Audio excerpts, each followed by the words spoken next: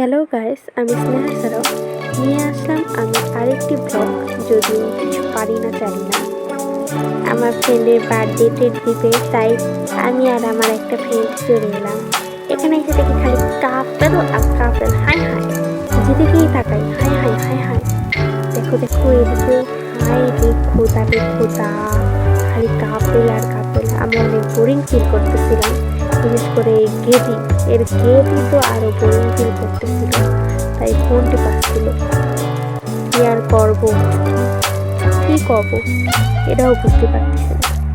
তো আমাকে খাইবে দিল, পিজা দিছে, পিজা আর কফি। খাইলাম দাইলাম, অনেক পিক তুললাম, পটপট পটপট পটপট করি পিক তুললাম, অনেক পিক তুললাম।